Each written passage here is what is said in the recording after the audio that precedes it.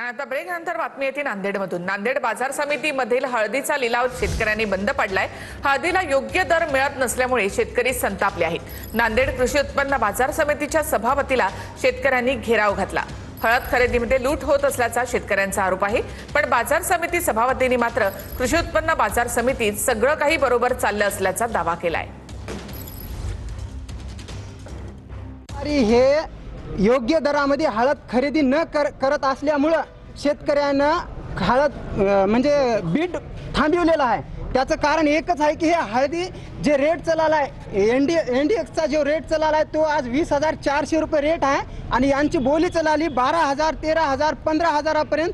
हे सगळे व्यापारी एकी करून आपण माल खरेदी करायला की हळदीला केंद्र सरकारनं आणि राज्य सरकारनं थोडंसं लक्ष देऊन याच्यामध्ये हळदीला जर आमचा हमी भाव दिला तर त्या हिशोबाने आपल्याला हळदीचे भाव कायम एका विशिष्ट लेवलवर कसे टिकून राहतील एवढं करता